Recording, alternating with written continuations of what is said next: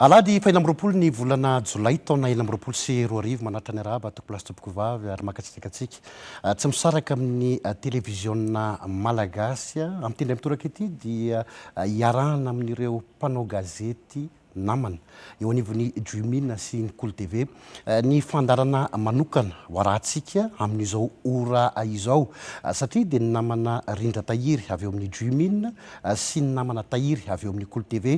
no hiara anentana amiko ny fandarana manokana izay ifantoka tanteraka amin'ny tanora. Ny tanora izay heverina hatrany fa hoantoky ny ho avy ny firenena ary izay no nankanana nyity fandarana ity ho an'ny tanora. Mazava ho azy fa ny ministry ny tanora sy ny fanatanjahantena Andriamatoa Rasambany Alain Désiré no ho vahiny ny fandarana. Amin'ny ankapobeny izara roa mazava tsara ny fandarana. Ny voalohany iresaka ny fikonandoha an'ny tanora isika ho aiza ary atao inona izany fikonandoha izany. Ny tapany faharoa dia iresaka ny zava-misy eto amin'ny firenena amin'izao fotoana izao atao anatin'ity fandarana ity ary tsy adino ihany koa ny iresaka ny tontolon'ny fanatanjahantena amin'izao fotoana izao satria ny ministra tompon'andraikitra no ho vahiny ny fandarana. Miarabanao Andriamatoa ministra, tonga soa atao anatin'ity fandarana manokana manitsika ary natokantsika ho an'ny tanora ity. Voalohany tena aloha dia miaraba anareo telo mianadahy Nathan, Rindra, Tahiry. Miaraba manokana koa an'ireto tanora namako izay miaraka manatotosa an'ity fandarana manokana ity miaraka amintsika eto ary kompatanana manokana ho anareo any an-tokantrano na eto Madagasikara izany na any ivelany manaraka an'ity fandarana androany ity. Ho lavalava ny fampiresahana miaraba anareo mianadahy izay hiaraka anentana n'izany fandarana manokana atokantsika ho an'ny tanora izany.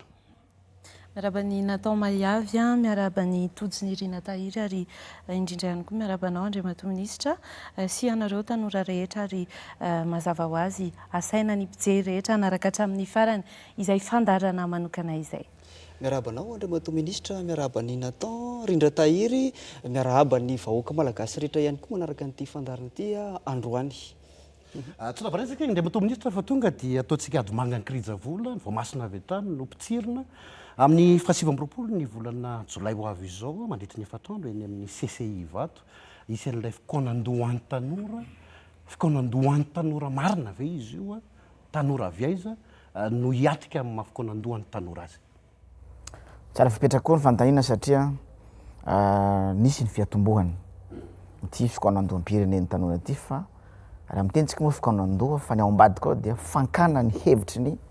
tanora manerana ny Madagasikara sy ny tanora koa izay mitady ravinahitra any ivelany izay mahatsapa-tena fa malagasy. Mialoana maleko ny fantahina tao zany mamelana anao verina kely amin'ny tantara.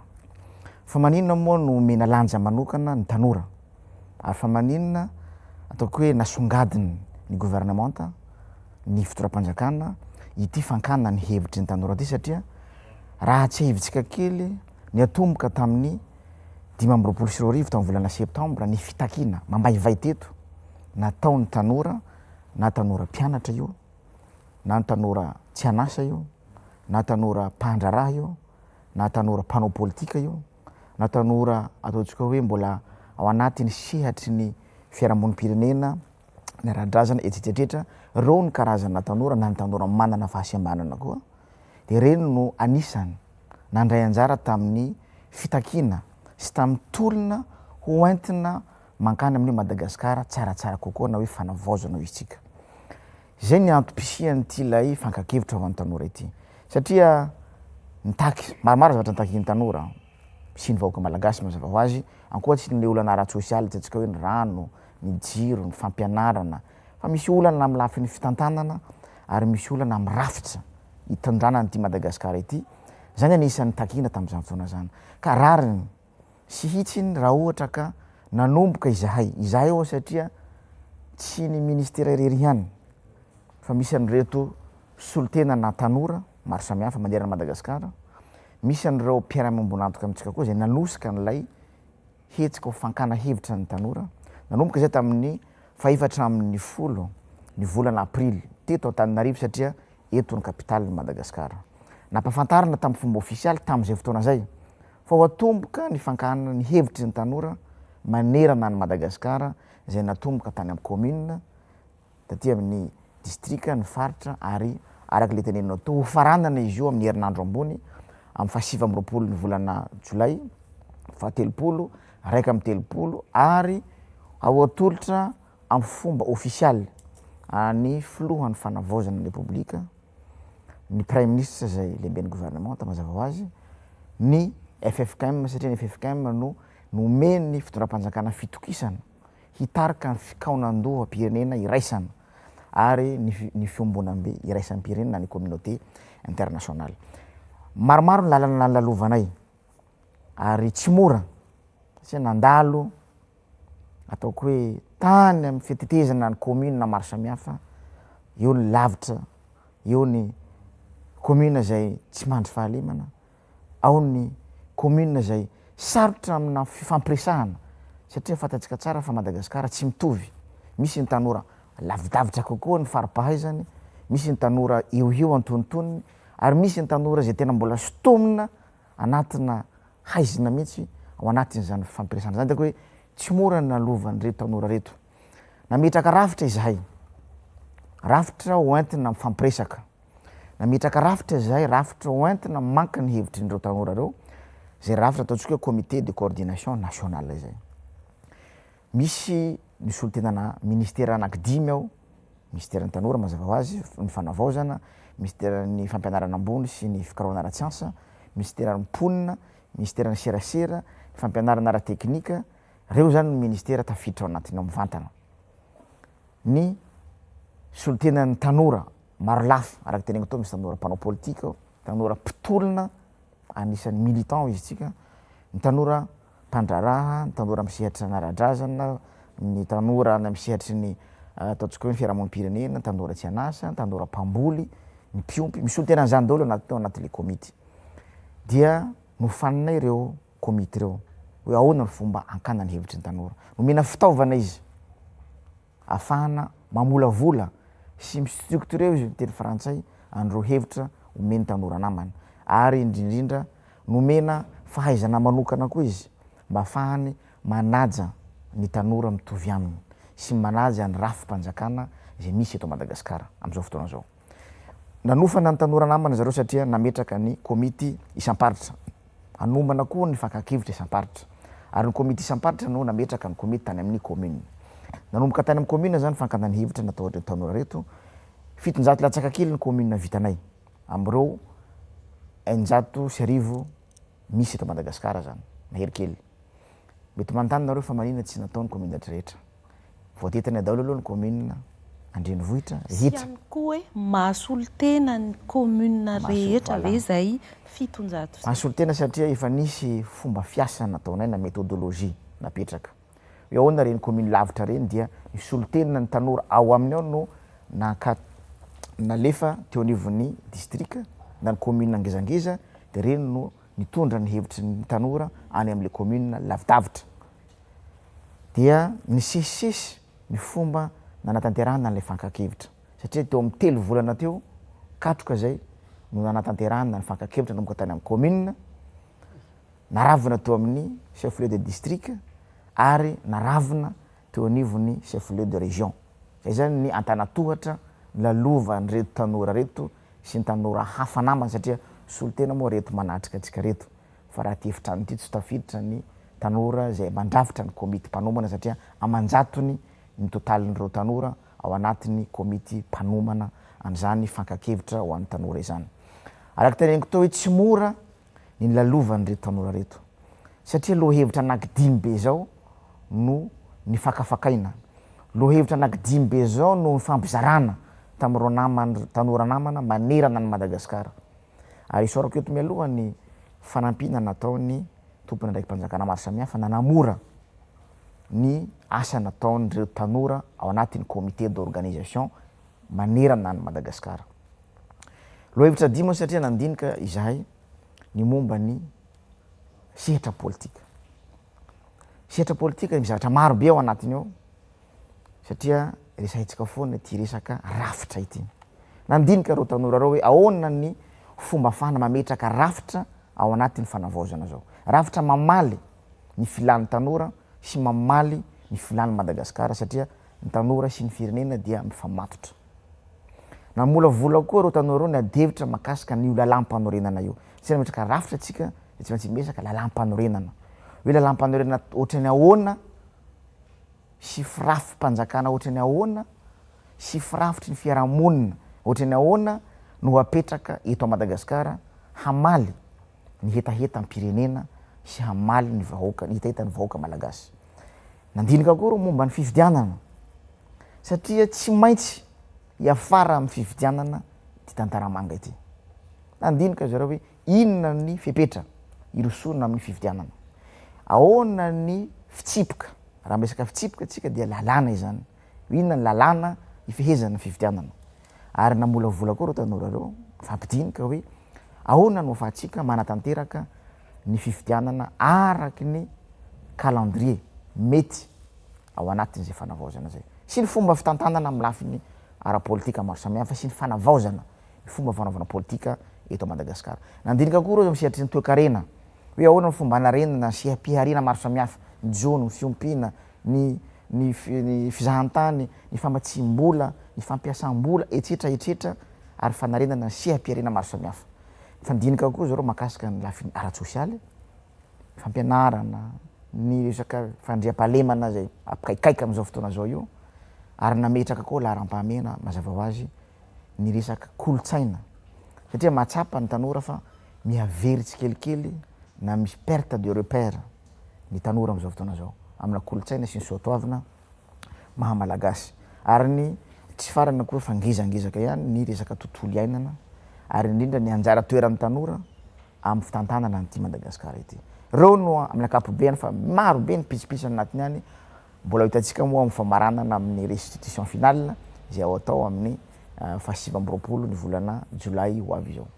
Andriamatoa Minisitra, raha jerentsika ny daty ny 14 volana Aprily 2024 tsika no nanomboka dia ny fahasivy amby roapolo ny volana Jolay ho avy izao zany no ataontsika hoe atao ny restitution eny amin'ny CCI teo amin'ny 3 volana sy tapany teo zany no hanaovana azy. Ny fanontaniana mantsy zao dia hoe sao dia maimaika fotsiny hoe maika ho vita le izy satria raha jerena mihoatra an'ireo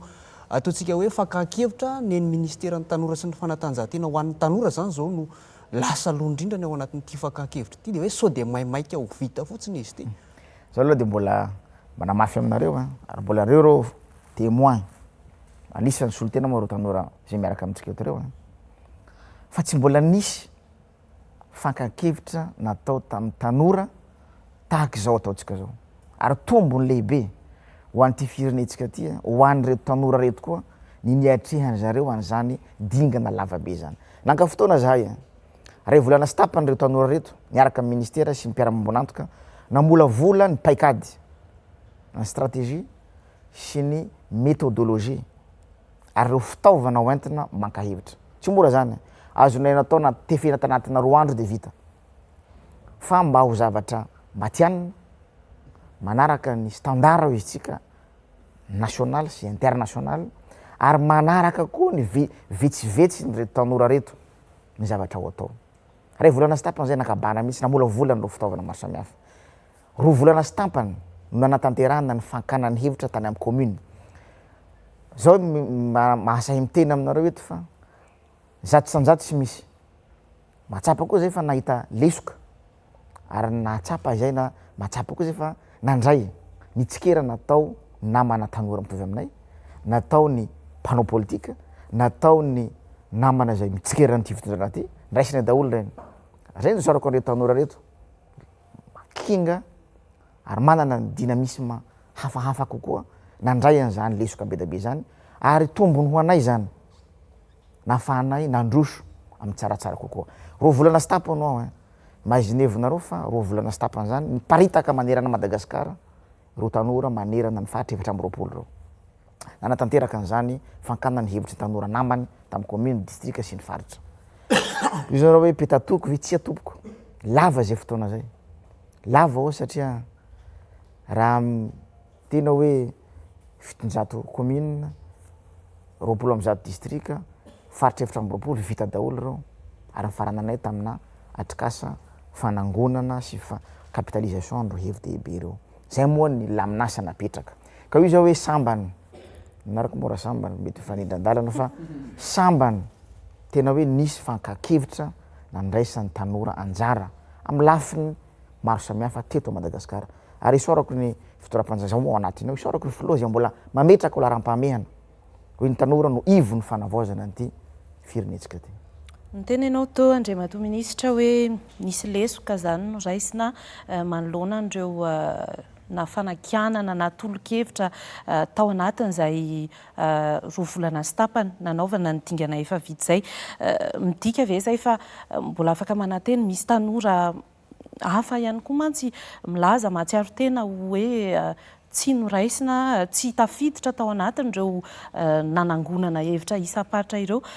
Mety mbola izy fe ny fampidirana solotenana tanora vaovao zany ao anatin'ity fandravonana ty. Anapaka zay Andriamatoa Minisitra no hoe misy an'ireo tanora izay voalaza sy mikaikaika araka ny ambarany namako tato teo fa tsy tafiditra tao anatin'ilay izy. Na tsisy tanora hiditra vaovao ve misy fomba hafa eritreretinareo mba ahafahana maka ihany koa ny hevitra ireny tanora ireny satria misy commune zao dia miteny mihitsy tsy nandalo teto aminay zany dia ahoana ny fomba hakanan'izay efa amin'ny 7 ny volana jolay ho avy zao ny fotoana eny amin'ny CCI Ovato sady avela amin'izao izy sa fa misy efa fikafany na zavatra fatao any hakanan'izay hevitra zao raha ny tanora resantsika eto aloha tsara ny manamarika fa ny tanora dia manomboka amin'ny salataona 7 taona ka hatrany amin'ny 5 taona. Misy moa amin'ny standardany Nations Unies dia 7 taona ny atao hoe tanora. Zay ny atao hoe tanora. Ary reo zany ny salataona nakana nanaovana fankakevitra. Ary tamina sokajy maro samihafa. Marina tokoa zany fa tsy aro voatety daholo ny tanora manerana Madagasikara. Satria efa mananika ny amina 25 millions mahery kely ny salanisana tanora teniko aminareo teo hoe 7 ka hatramin'ny 5 taona. Fa araka teneniko teo hoe nampiasa izahay fomba fiasa na paikady na méthodologie. Na nisy tatany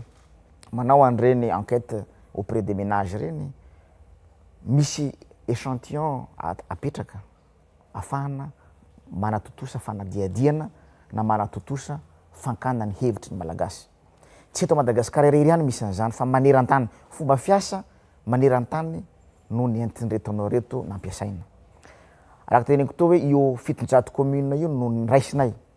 Tafiditra daholo ny commune an-tanan-dehibe sy misy amin'ireo commune koa ny ambanivohitra tafiditra anatin'izany. Reo ny échantillon niraisinay. Satria mbola misy koa ny fankakevitra ho ataony FFKM zay manomboka ny amin'ny fokotany. Zay natonga anay hoe mifanampy ny ho ataonay sy ny ataon'ny FFKM fa ny mampiavaka azy fotsiny betsaka lavitra loatra ny tanora tafiditra anatin'ity hetsika nankana ny hevitry ny tanora nataon'ny komity mpanomana isan-tsokajy ao anatiny ao. Nahita lesoka zay ary mandray lesoka. Zay kosa anisany fomba fitantanana fanavaozana. Mila mahatsapa zay misy zavatra tsy mety eo. Dia narenina ohatra lafiny serasera. Natsapa zay tanam-boalohany. Vao nanomboka ny fankakevitra tamin'ny volana voalohany dia natsapa zay hoe tsy ampy zany serasera zany. Satria tena atao hoe misy tanora tsy voakasika. Dia niezaka zahay nampita ny vaovao tamin'ny alalany hainao manjery pirenena TVM sy ny RNM mazava ho azy. Satria reny no fantatra fa misandrahaka any amin'ny fokotany maro samihafa. Nampiasa zay ny réseau de communication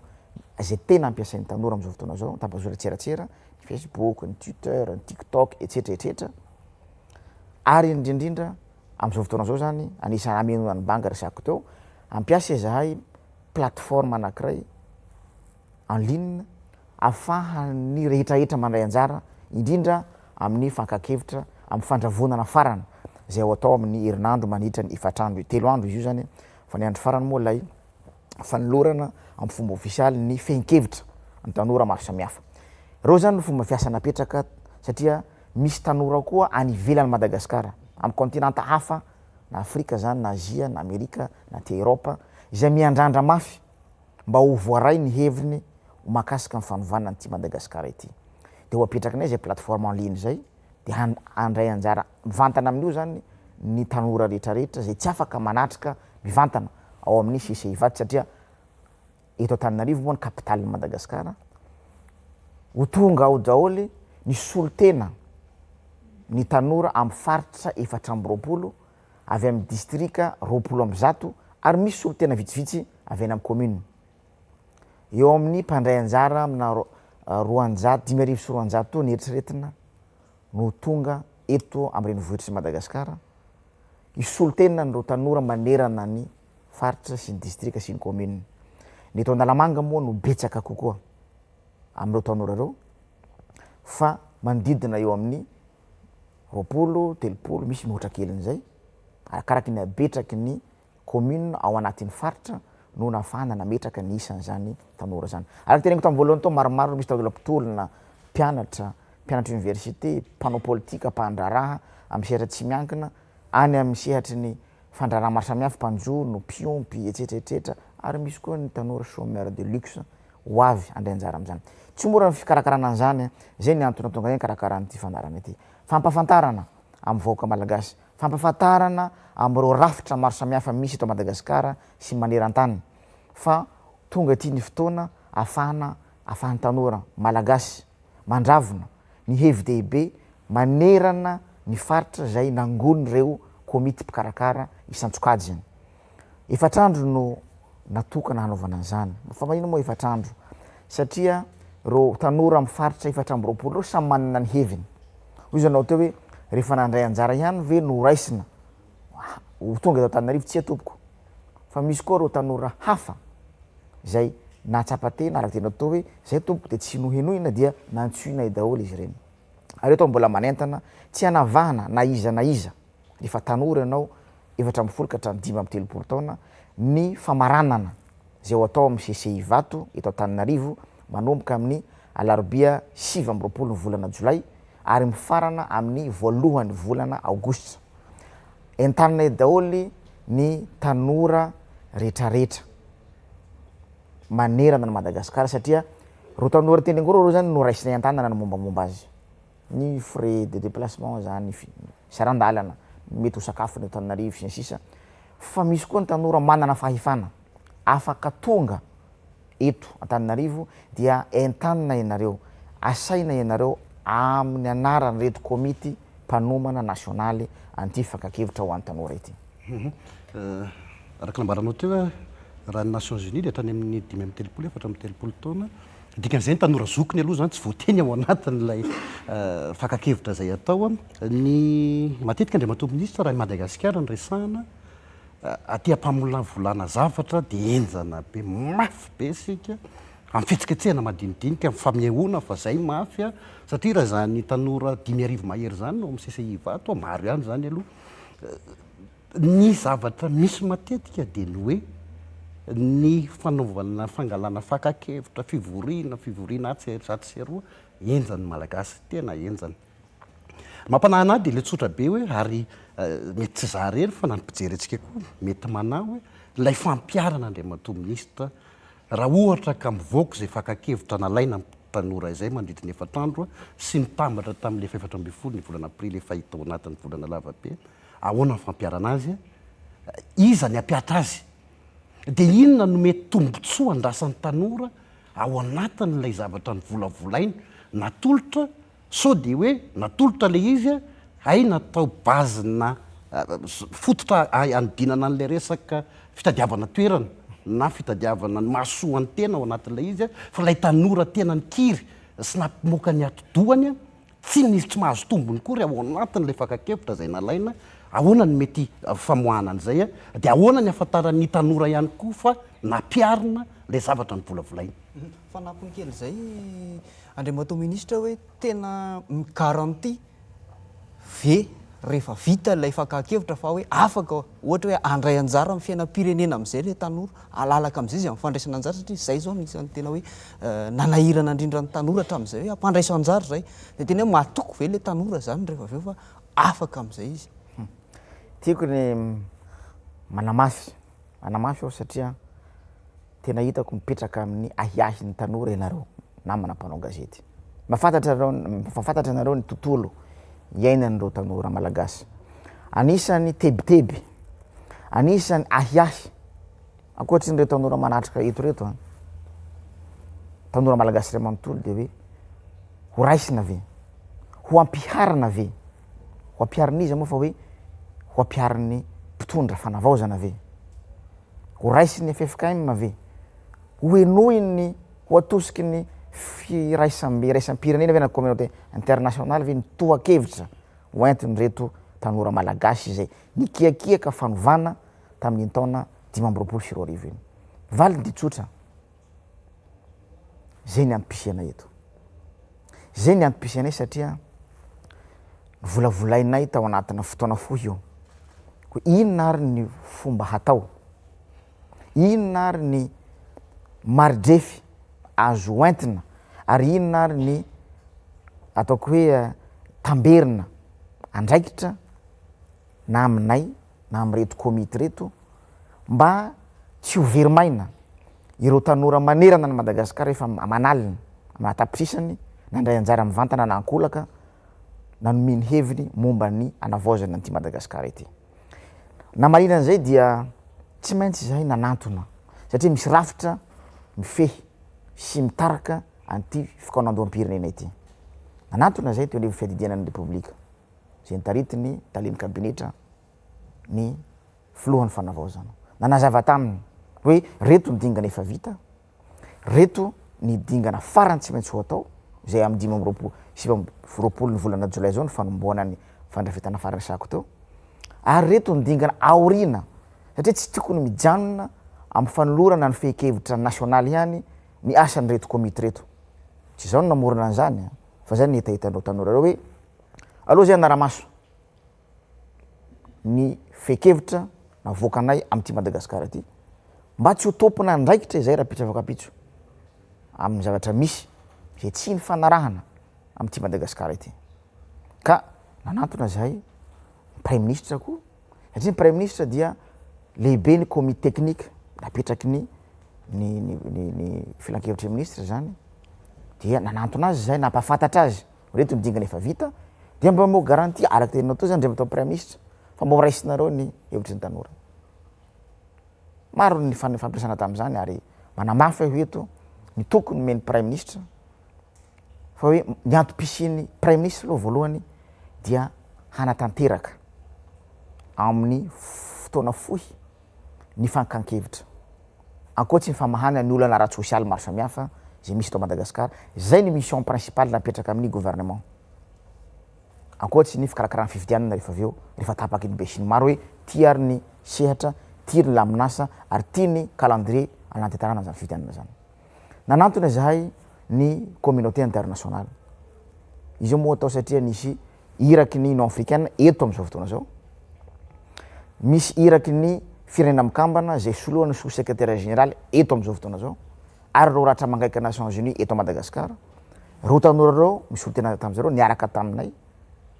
fampiresaka taminay nihaino anay izy zareo ary nomenay zareo amina boky hoe reto ny dingana efa vita ary ohatrohatran'izao no mety ho firafitry ny na grande ligne izy tsika grande ligne ny fehi-kevitra na ny résolution nationale ny tanora fanajana tsy ambaratelo ny hevitry ny tanora moa zany dia mbola tsy navoakanay io fa miandry ny voalohan'ny volana aogositra zay hanolorana amin'ny fomba ofisialy an'izany amin'ny filoha sy ny FFKM ary ny prime ministre sy ny communauté internationale dia liana ny reo communauté fiombolambe raisam-pirenena hoe ay ve ka misy tanora ohatran'izany amin'ity Madagasikara ity manan-kevitra, ay ve misy tanora sahy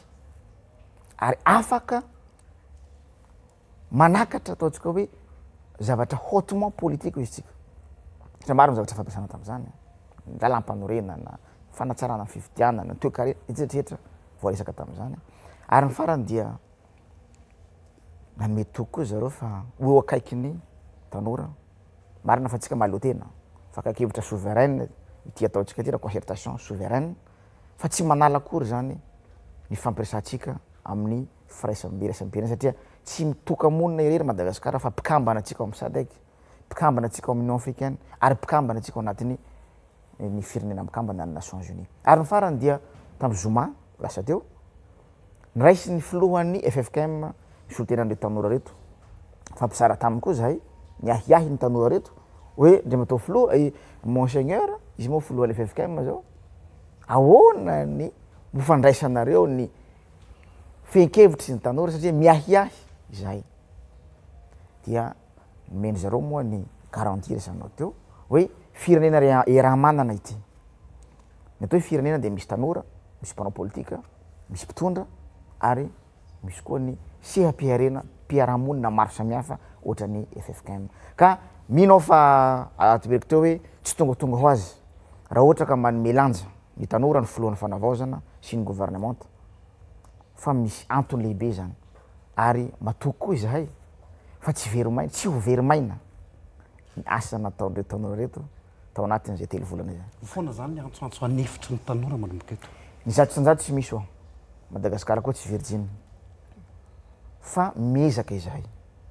mba anatsatra anenjika ny tsaratsara kokoa tsy to mombana ao maveriko atrany ty mbola misy mety misy tanora nanefitrany mahatsiaro tena hoe irery tsy nantsoina mbola miantso anao izahay namako tanora namana aleo mandray antanana ny hoaviny ty Madagasikara ity tsika fa tsy mijanona fotsiny mitsikeran'ny zavatra tsy mety efa hitahita zafady tahiry efa hitahita soratra teo ihany zany ny endrikendriky ny mety hoe tety andro nanatanterana sy anohizana an'izay dinika fakakevitra ny tanora izay te-anontany Andriamatoa Minisitra amin'ny anarany mangarara fotoanany fanavaozana izao ny fitondrana fanavaozana tamin'ny fotoana nandraisan'ny fitantanana laza mazava ny colonel Randrenirina Mikael fa tsy nisy vola aloha zany vantany ny rafitra fanavaozana manahoana ny resaka teti-bola na ny fampiodonana zany enti manatanteraka sy nanatanterana n'ireo dingana maromaro ny tanisainao reo sahirana zay ary tena atao marina fa anisany ain-dehibe ny firenena ity fikaonandoam-pirenena ity ary ny filoha efa namoaka an'izany foana hoe miandry ny hevitra ny fenkevitra avoaka ny concertation nationale izy sy ireo efatra mirahalahy mpanolotsaina avo sy ny gouvernement mazava ho azy zay vao tena manomboka ny ataontsika hoe ny fametrahana ny fototry ny fanavaozana tsy afaka anapakevitra irery izahay fa tsy maintsy iarana satria firenena iaraha-manana ity marina tokoa zany fasahirana zay tamin'ny lafiny rabola misy ny volana mipetraky ny gouvernement anatanterana ny fankakevitra ho an'ny tanora fa tsy nonona am'izany izahay fa niezaka koa ataoko hoe nijery zay vola mipetraka am'ireo mpiara-mambonatoka reo afahana manosika ny fankakevitra ho an'ny tanora ary isorana koa ny mpanampy maro samihafa tany amin'ny faritra any tany amin'ny district tany amin'ny commune misy mpandrarahany nanampy koa satria mieritreritra zareo hoe affaire nationale ty ary mieritreritra koa zay raha mbola mampahatsiahy an'izany hoe raha-pirenena ity ka tsy ny vola avy amin'ny gouvernement terery ihany manatanterana zany fa vola ny Malagasy rehetra zay tokony ampiasaina am'izany ary sorako an'ireo tanora reto betsaka amareo ny ala volam-posy zany ny zavatra tsy mbola fahita zay mahatonga na miteny hoe sambasambany nisy an'izany hoe fakakevitra ny tanora koa mba mitondra izy ny anjara brikiny mety ho izy tsika hoe fa ahoana zany teneny ministre zany zavatra nisy tsy afeniko zany reo mbola afaka mijory vavolombelona am'izany miala am-posy misasany am'ireo crédit zay ataoko hoe zay le formana gouvernance mba ataontsika hoe mba participatif mba mandray anjara koa ny tanora amin'ny fanatanterana ty fankakevitra ty zay nisy orako an'zareo satria betsaka am'zareo reo no miala kely ny asa miala kely ny fianarana mahazatra isan'andro na moy fotoana mihitsy afana namolavola an'ity fankakevitra ty zay mahatonga hoe mba tsy ho verimaina ary tsy ho verimaina zay no fanomezany toko meko satria raha oharitsika amina fankakevitra natao foana hatram'izay satria tsy vo zao nisy foana fankakevitra tany amin'ny raika amby fitopolo sivanjato sy arivo tamy 2 amby sivifolo sivanjato sy arivo tamy 8 amby sivifolo sivanjato sy arivo tamy 2 sy 4 arivo tamin'ny 10 sy 2 arivo ary ny farany teto zay nisy crise farany tamin'ny 8 amby 10 sy 2 arivo fa tamin'ny ty ndray mitoraka ty de feno fepetra satria ny matonga amin'ny teny hoe feno fepetra mipetraka ny atao hoe force exécutoire afahana manapa-kevitra sy afahana manatanteraka ny hevitra tapaka anatin'izao fankakevitra atao tsy ho an'ny tanora rery ihany fa na ho an'ny iraisany rehetrarehetra satria ny fisian'ny mpitondra anatin'ilay fikarakarana dia mametraka ho garantie politique ary manamafy ny volonté politique ny fitondrana fanavaozana fihainoana ny malagasy indrindra ny tanora ao anatin'izao toedra raha misy satria miainga amin'io tsika vo afaka manapaka ny hoavynyty Madagasikara ty na lalam-panorenana zany na ny rafitra tondrana ty Madagasikara ty na ny fanarenana ny seha-piariana fanarenana maika moa no ataonay am'izao fotoana zao satria tsy afaka apetraka am'izao fotsiny Madagasikara maika sady ateza ve ny mateza manko tsy maika fa misy ny mateza azo ny fototra no azo apetraka tsikelikely zay ny mission ny gouvernement am'izao fotoana zao manarina ao anatin'ny hamehana izy sehatra potika sy ny potehiny teo aloha fa tsy afaka hiteny aminareo zay hoe ametraka fototra maharitra am'izao volana vitsivitsy zao zay ny antony anaovana concertation nationale satria zay tapaka eo zay ny tanterahina rehefa aveo mahakasika an'izay hoe zay lanin'ny be sy ny maro vay ny tanterahana tany amin'le fankakevitra tany fotony ve nisy ny adihevitra sa hoe zay hevitra tonga avany de tonga de niraisina natambatra avokoa sa hoe nisy adihevitra de hoe zay lanin'ny be sy ny maro no entina miakatra zay lanin'ny be sy ny maro no entina miakatra satria mantsy rehefa avy eo mety isy olona ny teny hoe zay efa natolotrainy anay fa ohatrany tsy nylaninareo io moa sarotra no mitena zany zay andriamato minisitra nisy ihany koa ny raha natsiaro ataoko hoe roa herinandro lasa teo zay nisy atrikasa ny tanterahana teny Ambohidratrimo teny inona no mampiavaka ny atrikasa efa nytanterahana tamin'io satria ohatrany nisy fanangonakevitra ihany koa tamin'io sy ny am'le hitranga manomboka amin'ny 7 ny volana Jolay io moa anatin'ny processus moa itsika na ny antanatohatra tsy maintsy natao reny vita ny fanangonany hevitra tany amin'ny commune district sy ny faritra de natao lay atrikasa mba hafahana manangona satria hevitry ny tanora anatina faritra 720 no tonga teo anivony comité national de ny comité national no nanao nametraka fomba fiasa ahafahana manao ny capitalisation an'ireny données reny natao anatina ataoko hoe firafitra document anankiray tsy mijanona am'izay nefa fa le famaranana teneniko teo ho tonga eto ro tanora reo solitenana tanora maro manerana ny faritra 720 hiady hevitra ary hiady tanao ady sisika izy hoe tiany mety aminay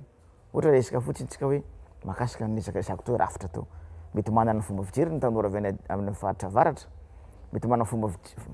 fanapakevitra ny tanora avy andaty amin'ny tapany atsimo ny tapany afovoany sy ny tapany antsana etsiretrehitra hiady hevitra reo tanora reo ary samy manana ny heviny reo tsy ho tapenambava izy fa zay marimaritra raisana zay no farany tapaka eo de zay zany no omena amin'ny fomba ofisialy any tompony anaikitra maro samihafa zay voateniko teo ka ao anatin'ny 3 andro 7 telopolo raika amin'ny 30 volana Jolay no anao an'izay fikaonandoha farany ro tanora manerana faritra 7 reo zay moa de ananka expert na manam-pahaizana manokana tsy akory tsy manam-pahaizana reo tanora reto maro am'izy reo tsy ngoim-bolo misy fanavita fianarana reo misy famiasa reo sisisisisa fa mba ahafahana manosika bebe kokoa ny toha-kevitra avy ato amin'ireo tanora de ananka zay comité d'expert misy mpampianatra université ao pahay toe-karena ao pahay politika ao pahay fiarahamonina ao misy pahay lalàna ao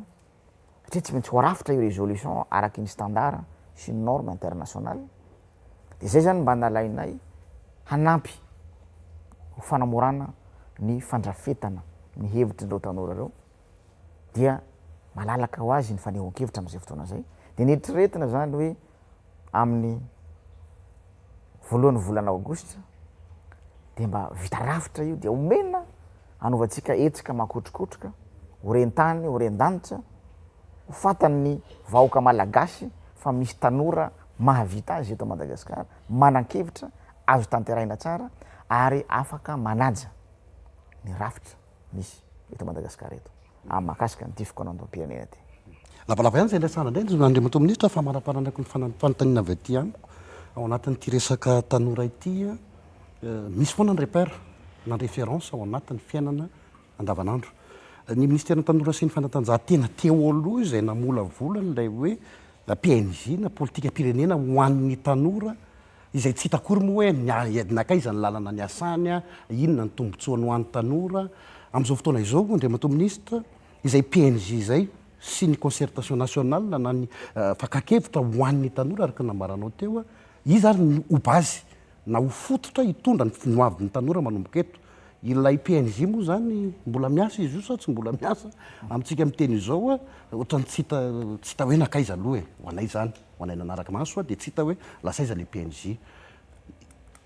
Ity concertation nationale ty zany manomboka izao no hitondra ny hoavin'ny tanora sa misy nangalangalana kely tany amin'le PNJ tsy fantatra nampiasaina sa tsy nampiasaina teo anivo ny tantanana ny tanora eto Madagasikara. Raha nisitsy ianao raha manontany satria betsaka koa manontany an'izany. Tsika eto Madagasikara dia manana politika pirenena ho an'ny tanora. Fa noho ny fivoarany toe-draharaha-pirenena,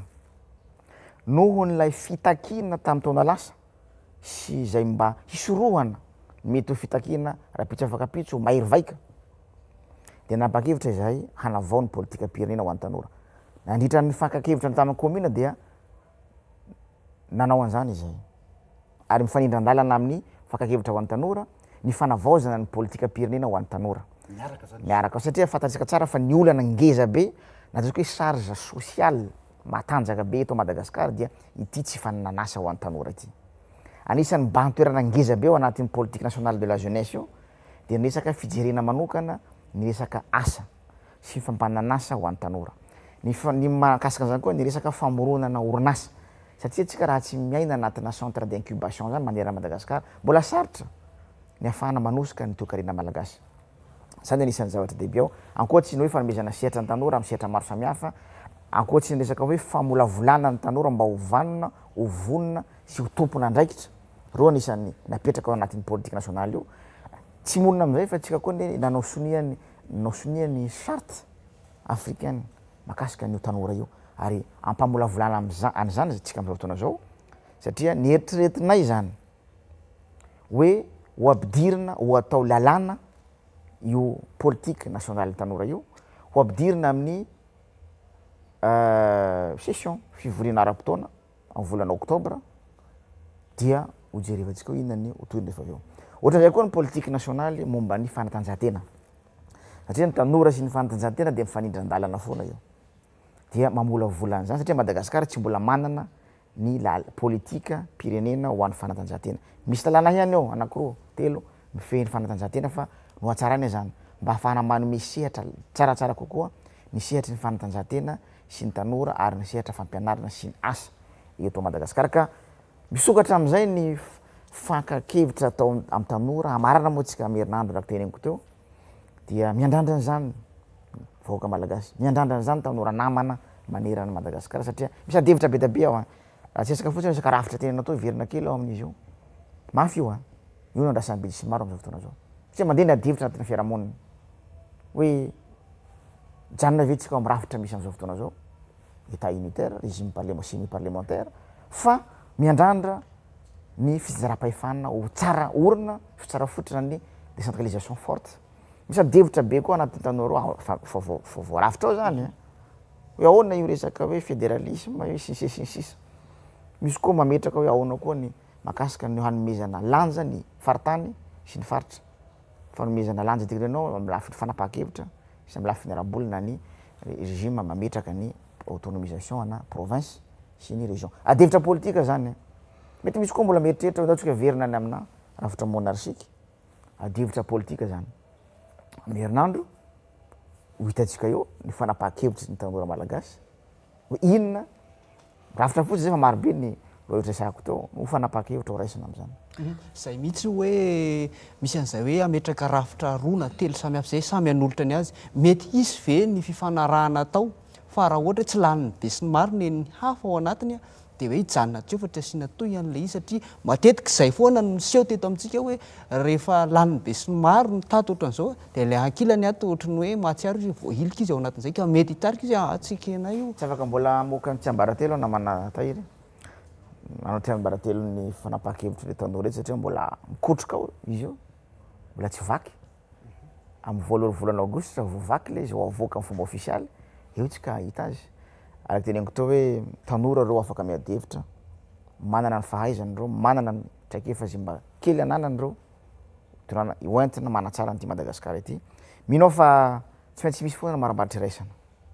mahay miadevitra ny tanora na samy ao anatin'ny fahasamihafana satria misy foko tanareo amin'izao endrika zao samby fiavian'ireo, samby nitaizana azy reo, samby amin'ny fahaizan'ireo, samby amin'ny fombafomba nitezany fiarahamonina azy reo tanora reo.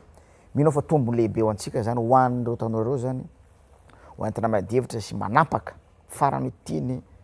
Madagasikara mety ho an'ny rapitso sy ho an'ny efakapitso. Efapolo minitra ihany zay tsika nyresaka ny momba ny tanora fa sao dia mbola manana fantanina faraparana reo menadalo ny ivadinantsika amin'ny tapany faharoa fa ny alo dia efa atsipoka ihany hoe matetika eto amin'ny firenena misy olona vonona nefa tsy vanona, misy vanona nefa tsy vonona. Fahitanao an'izay mitovy ravina ao anatin'ilay efatrandro arivo hoe izay fahatsapahatena ny tanora izay mba tena izy no handray andraikitra amin'ny hoavina. Tsara fipetraka ilay fanontaniana satria tsy zaho rery fa ireo vaovolombelona reo mahatsapa an'izany hoe misy olana tsy maintsy vahintsika amin'ity Madagasikara ty. Ary zany ny antom-pisian'ilay fitondrana fanavaozana, ary zany ny antom-pisian'ilay fikaonandoham-pirenena. Voalohany ataoko amin'ny teny frantsay fa zay mahavoalaza azy, crise mandalo, crise identitaire itsika eto. Manao an'ity fitafy ty eto malagasy tovy aminao ihany, tovy amin'ireo tanora reto, satria tsika tsy maintsy miverina any amin'ny fototra maha malagasy. Ny tanora koa mandalo azy satria betsaka ny fampiasana ny teknôlôjia amin'ny tsy tokony ho izy, dia lasa ny kolotsaina misoatoavana maha malagasy lasa mihavery tsikelikely. Anisan'ny ny adina hevitra zany ao anatin'ny lohahevitra kolotsaina sy ny sosialy. Ny faharoa dia ny crise de génération. Mandalo an'izany tsika, miala tsiny tanora namako fa teneniko izy ity. Betsaka aminareo tanora reo, amin'izay tanora vao mahitahita olon-dehibe anatina sehampivoriana, sehatra politika, anaty vady somary kivikivy kely, to misy dinosaure zany zavatra misy eto amintsika. Mila mitandrina atsika fa misy rivotra mitsoka ny ambadika any manao an'izany ataontsika hoe manely an'izany rivotra fampirafesana malagasy sy malagasy. Tadiro tsara fa tsy virjina Madagasikara. Tsy nisy ny repoblika fahefatra raha tsy nisy ny repoblika voalohany. Zany hoe tsy nisy ny tanora amin'izao fotoana zao raha tsy nisy ny tanora zokiny tamin'izany fotoana zany. Mifameno eo. Ary anentanako an'reto tanora namako reto hoe oka antsika mba hianka lesona. Tsy ahilika ny zoko fa tombony lehibe ho antsika ny fananana an'ireny ray aman-dreny reny. Zay manana ny traikefany, manana ny soatoavinany ary manana ny hoentina mampita an'izany aty amintsika ty. Ary ny fahefatra dia ny crise de confiance. Mafy io amin'izao fotoana zao fantatsika tsara fa misy andiana olona amin'ity firenena ty eto mbola tsy maty valavo akibo, miezaka manimba mamotika mihitsy ny fitokisan'reto tanora reto amin'ny mpitondra. Tsy forsena zany fa miankina amin'ny fomba fiasanay io. Zao moa anatina gouvernement dia maro toeranao itenan'izany, miankina amin'ny fomba fiasanay io, miankina amin'ny fahafahanay mampita ny vaovao sy ny asa zay tanterahina sy ny fanapahan-kevitra raisin'ny gouvernement io. Io crise de confiance io mafy io. Ary zany anisan'ny tokony ho arenina, ho atsaraina anatin'izao refondation zao. Manana mission miraka ngeza be amin'izany ny ministère ny tanora sy ny fanatanjahantena. Isaorako an'ireo tanora namana reto zay manome fitokisana tsy kelikely sy tonga lafatra akory zay. Tena manana ny cléma. Tsy fetezanay zay fa mezaka izay isanandro manakaiky an'ireo tanora reto, mizara zay tokony mba ho zaraina ary manome andraikitra. Jereo any imprimature. Betsaka ny tanora mpanolotsaina ny andrimatao premier ministre sy ny filoha na ao amiko ao na amin'ireo ministère maro samihafa reo. Fitomana tsikelikely zany. Betsaka ny tanora atosika tsikelikely any amin'ny sehatry ny famoronana orinasa. Anatin'izany ao amin'ny ministère anay misy programme maro samihafa ao ahafahana manao karazana challenge ho an'ireo tanora manana tetikasa mamaly ny fanarenana ny toe-karena. Zany mba ahafahanay tsikelikely ao mba mamerina an'izay le fitokisana amin'ny tanora sy ny mpitondra. Zany anisan'ny voadilika ao anatin'ny fikaonandoham-pirenen'ny tanora. Mino fa hisy tsoakevitra ngeza be zay mety tsy ananako le izy fa amin'ireo tanora maro samihafa manera Madagasikara reo le hevitra ho azo izy io ary ho ampahafantarina anareo mpanao gazety sy ny vahoaka malagasy manerana Madagasikara. Ity fanontaniako ty Andriamato minisitra mety manampy antsika hiampitany amina loha hevitra momba ny toetra raha eto amin'ny firenena ihany fa mandray ihany koa n'izay resaka dinika nasionaly sy fikoanandom-pirenena izay raha reo voalazanao rehetrarehetra reo zany a sy amin'ny mampikamba ny gouvernementanao ihany koa ho tratra ve ny fepitoana napetraky ny rafitra fanavaozana zany a ao anatina 4 volana anatanterahana ny fikoanandom-pirenena ary ho faranana amin'ny fifidianana raha ny zava-misy amin'izao fotoana izao a misy ny endrika fanakorontanana maro samihafa tsisy fiatraikany amina tetiandro meloha efa napetraka ve izao contexte zao. Manahirana io a eto dia mamerina ny fiaraha-miory sy ny fankahirezana andreo fianakaviana manerana ny Madagasikara indrindra ny eto Antananarivo zay nisesisesy izy tatoato sesisesy satria mahita zay tanora na sibatra satria mieritreritra zay hoe ataoko hoe fankahirezana nataoko ho an'ny fianakaviana zay mafy tsy mora zany hoe zanaka mba nitezainao vanona ovononao izy anao teo mbo tonga lafatra no misedra fahafatesana kidnapping etseroa sy ny sisa ny sisa mafy zany ary eto mbola mankahira anareo fa mijoro ny fitondram-panjakana manoloana an'izany misy mpitondra eto ary efa misy ny fiapetra raisinay manoloana an'izany itanareo tsara ny enquête efa mandeha reny efa misy ny olona voarohirohy vitsivitsy maromaro tratra am'ireny ary manao ny asany isanandro ny polisy sy ny gendarmerie pirenena amin'ny famotorana sy ny famongorana an'izany acte criminel ary acte organisé io satria vahoomana io tsy tongatonga ho azy io a reto misarika ny forme feritrantsika vahoaka malagasy tsy hoe ministra no tenenako an'izany akory fa misintona ny forme feritrantsika fotsiny ao fa raha miverina amin'ny tantara aho a miverina amin'ny tantara isika ny aingana kokoa zao tamin'ny 7 sy tamin'ny 8 rehefa namaivay ny toedra raha-pirenena rehefa tojo amina fanapahan-kevitra stratégique ngeza be ny firenena de misy acte organisé homanina andiana olona ohatran'io hoenty raha mpiororona ny sainy malagasy nisy miala kely zany tany amin'ny taloha kely zany efa nisy koa zao zany izy miverina ao satria phénomène io miverina tsy hoe mitantara fotsiny mitantaran'izany eto fa hoentiko ampatsiahivany antsika hoe misy zavatra mitranga eto Madagasikara amin'izao fotoana zao inona le zavatra mitranga de hisy fanapahan-kevitra ngeza be eto ho raisina ao anatin'ny fikoanandom-pirenena na ho an'ny tanora zany na le tambarana rehetrarehetra fantatsika tsara fa misy andiana olona tsy ho faly mihitsy amin'ny fanapahan-kevitra ho raisina reto tanora reto misy andiana olona tsy mankatò velively ny firosoana amin'izao fitonana fanavaozana zao ary misy andiana olona mbola mieritreritra foana ary metombon-dahany olombitsy zay namotika amin'ity firenena ty zay mahatonga na miteny androany hoe mijoro ny fitondram-panjakana manao fanadiadiana izahay mandray fanapahan-kevitra ny mpitandro ny filaminana sy ny fitsarana ary zay moa zany dia manentanao eto hoe tokony roso koa zahay amina mangarahara makasika an'ity raharaha famonona ankizy sy resaka kidnapping ty mangarahara satria ny antony dia tokony ampahafantarina ihany izy ireny fantarinay moa zany reto na vandoza fa manao moa zany zay zao fa mampitomboina makasika mangarahara amin'ity tantara ity satria lasibatra foana ny vahoaka malagasy zay tsy tokony zakany seran'ny fitiavantena ataon'ny sasany ao anatin'izany no hitondrako ataoko hoe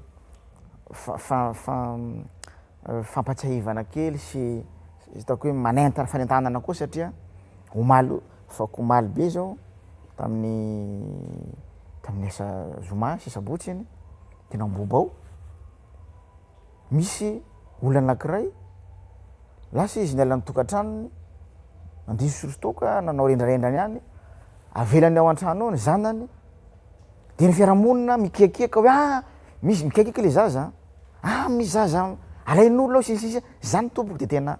tsy fandraisana andraikitra mihitsy amina preta malagasy samy malagasy ka ito manentana antsika rehetrarehetra vahoaka malagasy tsika ray aman-dreny tsika mpiray tanindrazana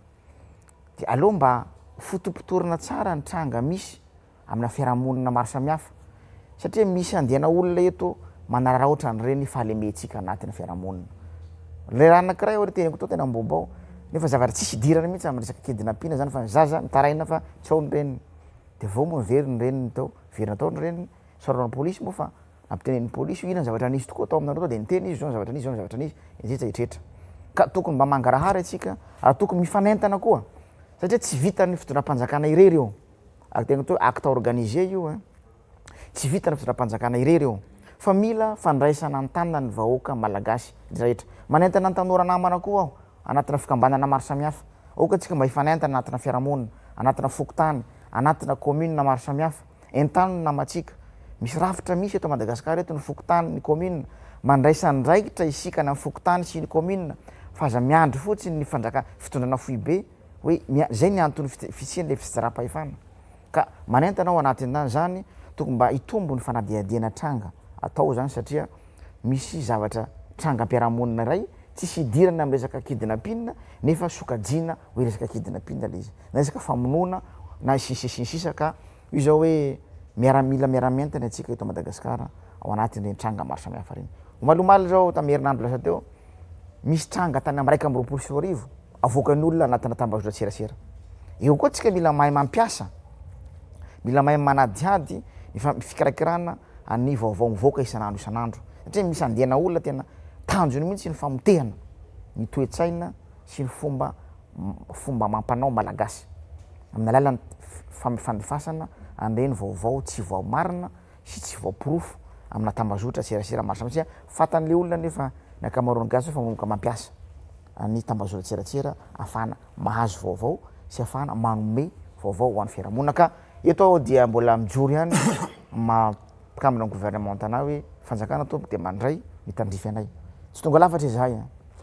tsy tonga lafatra fa averiko hoe ampiasainay ny fitaovana eo ampelantanany fitondram-panjakana mba ahafahana mamerina tsikelikely ny fampitokisana amin'ny vahoaka malagasy alohan'ny hoe ampihemotra an'le fepitaona efa napetraky ny rafitra fanavaozana ho 420 volana ve izao zava-misy ankehitriny zao misy hevitra roa mantsy zany zao raha eny amin'ny fiarahamonina eny amin'ny mampanao gazety ao ny olona miteny zany hoe avy amin'ny fitondrana ihany mampatonga an'le korotana mba ho excuse anatarana nyo tsy isiny io fokonandopirenena farazavanotainao tsia valiko maitsy hoe tsia tompoko satria fa mazava ny tetiandro napetraky ny gouvernement teo anivo ny antermiera ary nomena ny SADC sy Union africaine ile projet de la refondation sy natolotry ny premier ministre mazava ny tetiandro ary matoa zahay miroso amin'ny fakakevitra ohatran'izao de ho fanajana n'lay tetiandro le teneninao teo ny mohatran'izay de tsy miankina aminay aveko ndray mandeha tsy miankina aminay satria ny vahoaka malagasy no manapaka ao anatin'ny fakakevitra ao anatin'ny fikanando-am-pirenena efa nametraka an'izany filohan'ny fanavaozana republika na Madagasikara raha itsikaritsa reo fa rehefa niverina avy ana fivahinanana avy any ivelany izy ray volana lasa izay zay ny vahinanany tao amin'ny firenena afrikanina rahavavy de nanamafy izy fa zao tompoko izy tsy manapa-kevitra irery ary ny fitondrana oento koa izy tsy manapa-kevitra irery fa alohan'ny fakakevitra ny concertation nationale no hanapaka ny hevitra rehetra hevi-dehibe rehetra hevi-dehibe na ara-politika io na ara-toekarena io na ara-sosialy etretretra hitondrana ty Madagasikara ty mazava ny mission gouvernement io le roa taona io tetiandro nampafatarinay hatrany amin'ny voalohany nampafatariny ny filohan'ny fanavaozana hatrany amin'ny voalohany dia mikarakara ny fikanando-am-pirenena ny mission principale anay hamoahana ny hevi-dehibe ny malagasy hitondrana ny Madagasikara ao anatin'ny fanavaozana hamoahana an'ireo pilier de la refondation zay ho tanterahy ny ministera zay sy tandrify an'izany ary hamoahana an'ireo paikady satria mitady paikady koa tsika ahafahana manatanteraka an'ireo hevi-dehibe maro samihafa reo ka ny filazanany ambadika any hoe avy aty aminay tsia tompoko ny mety ho fanitarana an'io na mety ho fanafohezana an'io mazava ny tetiandro napetrakinay mazava ny iraka na ny émission nomeny tanora nomeny vahoaka malagasy anay ary mazava ny fomba hanatanteranay anio satria efa nampahafantarinay ho itapoko itam-pirenena tao anatin'ny PGE R na ny programme général de l'état de la refondation zany zavatra zany fa tsy vaovao ary fantatry ny vahoaka malagasy fantatry ny international koa ny mombamomba zany tsy avy aty aminay aty raha ohatra ka misy an'izany. Ny hevitra ray faharoa ihany koa hoe zao ny situation iaina firenena ianareo variana makany amin'le resaka fikônandoam-pirenena ihany eo ihany koa tiako hoe ahoana ny andanjalanjany fanjakana zay ny lahara-pahamehana sy ny maika zao mitondra zao mitenina aminao io aminareo namana mpanao gazety io amintsika voaka malagasy manalaka an'izao fifandarana zao ianao rehefa mitondra tsy maintsy mandanjalanja zavatra misy na situation izy teny fiteny frantsay io moa tiako tenena teo tsy maintsy satria ny marary ny vahoaka ny olany jiro ny fanomezana rano madio ny tsy fandriam-pahalemana ny olana amina resaka tany zay mampikaikaika ny malagasy am'izao fotoana zao io ny olany lalana satria averiko foana tsy virgine Madagasikara ty tsy maintsy satria io nefa anatin'izany koa zay tsy maintsy mandanjalanja hoe inona moa ny iraka ampanaovana an'ity fotoana fanavaozana ty dia concertation resahako teo ny fikarakarana fifidianana aoriana kely eo ka reo no iraka ampanaovana anay dia lanjalanjainay reo marary ny vahoaka malagasy androany mihorohoro ny vahoaka am'izao fotoana zao ny tanora ny ray aman-dreny tao anatin'ny fiatrenan'le fanadina-panjakana maro samihafa reny maraisinay ny andraikitra apetrakinay ny dispositif na sécurité atao ny fanadiadina amin'ireny olona tsy manjary mamotika ny hoavin'ny tanora sy ny hoavin'ny ny fiarahamonina zay misy am'izao fotoana zao reo ka io zao hoe ao anatin'ny fandanjalanjana an'izany fanapahan-kevitra politika zany ny fitondrana fanavaozana ny gouvernement fanavaozana am'izao fotoana zao rehefa tsy nareo zany le izy de isa ao anatin'le fanadiadiana zay nataonareo fa tsy efa mba misy tasoritra hoe izy ary reto hita izy zao atengo tao malimaly zao fa komaly ny ministre fitsarana namoaka tsikelikely satria ny fanadiadiana tsy tapitra anatina ray andro na roa andro mety hoe resaka politika ve le izy andriamato ministra sa inona le raha ny haino ny fanazavako tamin'ny voalohany tao moa mino fa natsapany izy anao hoe tsy tongatonga ho azy io satria fantatsika tsara fa mafy ary hisy fiantraikany tsaratsara kokoa amin'ity Madagasikara ty ny fanapahan-kevitra ho raisina ao anatin'ny fikônandoam-pirenena zay ho atao na ho an'ny tanora zany zay omena ny FFKM FFKM no mamola vola ny fakakevitra iraisana de misy olona tsy faly am'izany averiko aminareo hatrany zany na mba mpandraraha io misy mpandraraha tsy farazaka tsara fa ny fanapahan-kevitra ny raisinay tao anatin'ny volana vitsivitsy maromaro zay de manomboka zay manokatra na ny manao ny libéralisation économique manokatra ny seham-piharena amin'ny sehatra hafa raha ohatra ka teo aloha tao ka ny vangongo tamina andiana olona vitsy ny fikirakirana sy ny famolavolana ny toe-karenantsika eto Madagasikara misy olona tsy faly am'izany fa tatsika tsara io olona ny jirama io isany filohan'ny fanavaozana vetivety zany fa misy orinasa zay nanankinana ny ampahany famokarana herinaratra eto Madagasikara zay tsy manao ny andraikitry ny araka ny tokony ho izy hitatsika tsara na amin'ny ataontsika hoe nanomety ho fanatsarana ny rafitra misy eto Madagasikara ao anatin'ny fanavaozana misy tsy ho faly am'izany koa zay mahatonga anazy tao hoe mety misy lafiny anankiray misy lafiny ara-politika fa mety misy lafiny ihany koa trangam-piarahamonina zay misy foana io isanandro trangana tsy fandriam-pahalemana tsy malabalo amin'ny tena an'izany eto fa misy trangana tsy fandriam-pahalemana isanandro na ty andrenivohitra zany na ny ambanivohitra ary mihorohoro ny vahoaka indraindray fa miezaka izahay mametraka ny dispositif na sécurité na ny ambanivohitra zany na ty andrenivohitra miezaka ny fitondram-panjakana fa tatsika tsara fa misy fiaramiasa zao atao amin'ny firenena maro samihafa tsy mionona atsika amin'ny fiaramiasa amin'ny firenena iray fa miezaka mba mijery zay mahatsaratsara kokoa an'ny malagasy amin'ny resaka resanao to zao ny fanatevenana ny traikefandreo sy ny fahaiza manao ny mpitandro filaminana ny miaramila malagasy mba ahafahana koa manana tsara ny fandriam-pahalemana any amin'ny tontolo ambanivohitra satria ny miaramila no anisany manana andraikitra ngezabe ao anaty zany sy ny gendarmerie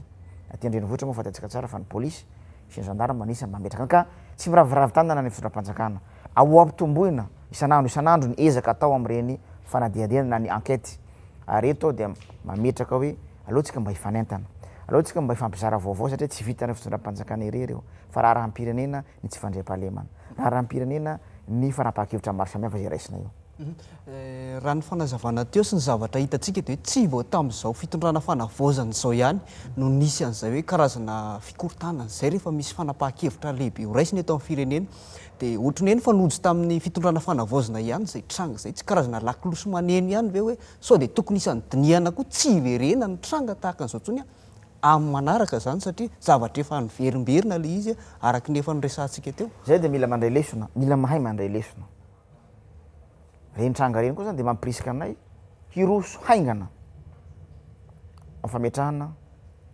amin'ny fanatanterahana nyty fikoanandoam-pirenena ty mba tsy ho tompona andraikitra irery izahay satria firenena iaraha-manana ity. Mampirisika anay koa reny mba hangarahara amin'ny fanapahan-kevitra zay moa mba ezaka manao an'izany ao anatin'ny fanapahan-kevitra rey zay hitantsika anatin'ny filan-kevitra minisitra na amin'ny lafin'ny tsy fandriam-pahalemana io na amin'ny lafin'ny ara-toe-karena io na amin'ny lafiny fifandraisantsika amin'ny any ivelany io dia ampahafantarina ny vahoaka malagasy zany. Ka io zao hoe mampirisika anay koa reny mba hampitombo ny fandraisanay andraikitra, mampirisika ny malagasy koa reny mba ho tompona andraikitra satria matetika ny malagasy marina fa misy fitondrana eto manankina foana zany amin'ny mpitondra fa tokony mba hiara ataoko hoe mikaondoha atsika, tokony mba hiara misalahy ny malagasy, ny oentina sy ny mpitondra mba hahafahantsika mampaharitra andreny fanapahan-kevitra raisina ho any tsaratsara kokoa nyty firenentsika ty. Andriamato ministra, izay ny resaka politika sy ny toedrara politika iainana eto amin'ny firenena amin'izao fotoana izao fa nentintsika teo ny resaka tanora nentin'izay trangam-piarahamonina indrindra ao anatin'ny tsy fandriam-pahalemana izay ary rotona ihany satria mandeha ilay fotoana ty faraparan'ity ngamba dia aleo mba hiresaka kely ny sehatry ny fanatanjahantena indray tsika Andriamato ministra satria fahitanana ohatr'izao dia ararotina misy fanontaniana marobe mandeha any amin'ny sainy rehetra vao mahita anao hoe ahoana ty sehatry ny fanatanjahantena ty. Fanontaniako apetrako voalohany aloha dia ny hoe mbola ny 97/014 ve Andriamato ministra tamin'ny taona fito amby sivifolo sivanjato sy arivo izay lalàna izay no hitondrana ny fanatanjahantena amin'izao fotoana izao sa ny tamin'ny 2010/001 fanontaniako manaraka ao anatin'izay ahoana ny fampiarana andreo rehetrarehetrareo ao anatin'ny fanavaozana dia ahoana ty kianjabe ny mamasiny ty. Tsotra ny valim-panontaniako namanana ta marary ary marary amin'ny veliko intelo ny tontolon'ny fanatanjahantena eto Madagasikara. Tompony andraikitra ao amin'ny teny eto ary ao anatin'ilay tontolon'ny fanatanjahantena satria ny antony mahatonga ana amin'ny tena zany betsaka ny fitiavan-tena na ho anay mpitondra io na ho an'ireo mpitarika ao anatin'ny fédération na ny section na ny ligue sy ny sisa misy ny tsy fanarahan-dalàna maro samihafa ao ihany koa ny tsy fahafahan'ny atleta malagasy misitraka na ny fiofanana io na ny foto-drafitrasa manaraka ny kalitao sy ny norme internationale ary ny fahatelo mbola betsaka ny fanilikilihana misy amin'izao fotoana zao. Ireo no nahatonga anay namolavola ny politika nationale des sports. Io politika pirenena ho an'ny fanatanjahantena dia lalàna ho apetraka eto. Marina fa misy an'ilay lalàna anankiroa resanao teo reo aloha no mitondra ny sehatry ny fanatanjahantena amin'izao fotoana zao zay efa hitanay fa tsy manaraka ny toetrandro ary tsy mamaly ny tontolo ny fampivoarana ny fanatanjahantena eto Madagasikara ireo lalàna anankiroa reo. Zay nahatonga anay namolavola satria Madagasikara tsy mbola anisan'ireo firenena tsy mbola manana politique nationale des sports. Tao anatin'ny fankakevitra ho an'ny tanora dia nararaotonay le fotoana nanaovana an'ireny nankana ny hevitry ny mpikirakira sy ny mpitia fanatanjahantena sy ny tanora hafa momba ny tontolo ho fanatsarana ny fanatanjahantena. Ho avadika lalàna izy io ho alefanay ao amin'ny assemblée nationale amin'ny volana oktobra zay fivoriana ara-potoana ho avadika lalàna ka mino aho fa rehefa lasa lalàna io misy teboka maromaro fa 10 reto no tany saiko eto ny tombotsoa ho azo amin'ny fanatsarana ny tontolon'ny fanatanjahantena voalohany dia raha mipetraka io lalàna io dia hiatsara ny tolotra omeny fanjakana sy omeny reto fédération maro samihafa reto amina kalitao ny fanatanjahantena discipline maromaro anankiray zay. Ny faharoa hiatsara ny fomba fiasa ny fanjakana ny fédération ny section sy ny ligue sy ny section satria zay moa zany zao efa mizaka mitsikelikely amin'ny fanakakaizana an'ireo mpitarika ara-panatanjahantena ireo fikambanana sportif maro samihafa reo zany. Hiatsara koa ny fanajana lalàna satria ao anatin'ny fanatanjahantena dia mihoatrotra lavitra ny mpanao politika io rehefa tonga fifidianana ny filohan'ny fédération ao zany betsaka amiko vao misy élection ohatran'izao ny réclamation na ny fanamarihana rehefa tonga ny fifidianana na fédération na filoha hitarika zany fédération zany. Ao anatin'ny politika io dia misy paikady napetraka mba hanalefahana mba tsy tenako hoe hanafoanana ny olana misy amina fitantanana an'ireo fikambanana sportif maro samihafa voatanisako tao reo. Ao anatina koa dia misy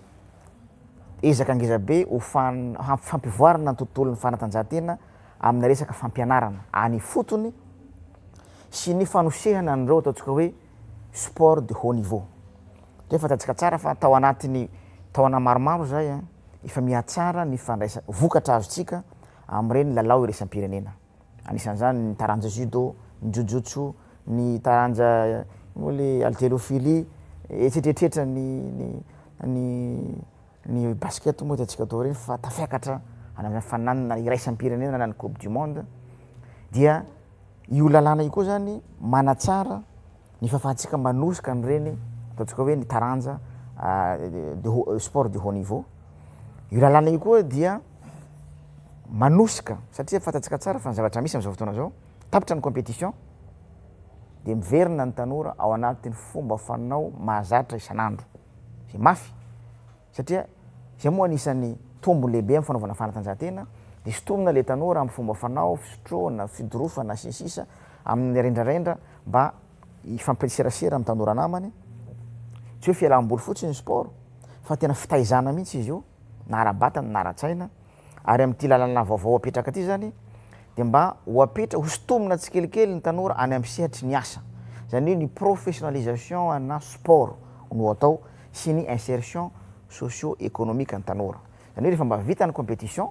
ireny mba tanora nahazo palmarès ngezabe reny na tamin'ny sehatra national na tamin'ny sehatra iraisam-pirenena dia tokony misy zany ny mécanisme ahafahana mametraka misintona zareo any amin'ny sehatry ny asa sehatry ny fampianarana sy ny sehatry ny asa amin'ny ankapobeny zany ataoko hoe reny ny tombony ho azontsika amin'ny tontolon'ny fanatanjahantena ty ka ianao miresaka nyty to kianja Baria ity izy ty tena mbola andrasana misy ny homologation raha ny zavatra misy mbola lavitra Madagasikara amina resaka normalisation ana fototra fitrasa ity Baria ty zao mba anisan'ny fototra fitrasa ray ngeza ananatsika fa tokony mbola hanana roa mihoatra n'ity isika na telo miezaka zay satria manjamarina fanjakana tsy de manana fahafahana ara-bola loatra am'izao fotoana zao fa zay mahatonga ny tenako sy mpiara-miasa amiko mitrandraka fiara-miasa amin'ny firenena hafa misy moa manome tsy fa ino koa atao ministra mandeha mankary tsy atopoko ministra nareo mpanomponareo aho mijery lalan-kafa aho isika mba ahafahana manampy nefa misy atao anatin'ny kitapom-bolam-panjakana ahafahana manangana complexe sportif maromaro ohatran'reto Baria ireto mba raha tokoa fa mirositsika amina normalisation ny tikianja Baria ity nisy tety andro napetrakynay enim-bolana am'izao fotoana zao efa mandeha ny tolobidy tsy anambaro-panjakana satria ara-panjakana resaka eto tolobidy amina tsy anambaro-panjakana ahafahana mametraka pelouse na ny terrain hybride safady zany hoe mifangaro zay moa fanapahakevitra ndraisy ny filan-kevitry ministra hoe atao terrain hybride io zay tsaratsara kokoa ho an'ny mpilalao iraisam-pirenena ho an'ny tanora zay ilalao ao mandeha ny tolobidy zao afahana manatsara nireo gradin reo satria mbola misy tokony asa tokony ho atao toizanao zay tsy vita zao moa gagainy satria nisy vola tokoa taloha teo 67 millions de maherikely izy eny fa tsy vita ny gradin sasany ary misy an'le vestiaire ao ambady koa terrain annexe ho atao niatretina anatina 3 volana efa bolana eo farafatarany vita de parallèlement zany izahay efa miaramiasa miaraka amin'ny CAF andefa ny mpidirika na ny inspecteur an'zareo hanara-maso any fizotrany asa atao ato irarina zany amin'ny taona ty hany tsy maintsy vitatsika ny manao ny homologation iny moa ny ilana ny homologation zany hoe afaka hilalao ato amin'ny Baria kianjany Baria Mahamasina ny ekipa pirenena malagasy afaka mijery baolina kitra ato ny vahoaka malagasy fa tsy hihindrana kianja any ivelany foana atsika ary vesatra rabola ho an'ny fitondram-panjakana ny fandefasana an'ireny ekipa pirenena miatrika lalao qualification zany na lalao ara-pirahalahiana zany any amin'ny firenena maro samihafa reny satria raha tenako anareo fotsiny fa tsy latsaky ny 300 à 400 millions d'ariary ny vola lany fanjakana amin'ny fiatrehana an'ireny lalao iraisan'ny pirenena ohatran'ireny ka io zao hoe tombony lehibe ao antsika ny fafana manao ny fankatoavana ny homologation ty toerana misy eto Madagasikara ty ary mieritreritra izahay raha misy moa ny fahafana mba hanitatra ny Toamasina zao efa ngizambizy ny stadium Toamasina azo atao mihitsy zay zao ifampiresaka tamin'ny io anisan'ny fampiresako tany amin'ny FIFA voandakely to moa ny tenako nanatrika ny coupe du monde tany New York miaraka amin'ireo mpitondra fanjakana maneran-tany sy ny ministra maro samihafa mba nisy fotoana kely fampiresako tamin'ny filohan'ny FIFA dia fampiresahana amindry zareo hoe mba jerevo ny hanamboarana ny stadium io Toamasina io manana koa tsika ny kianja be ao Toliara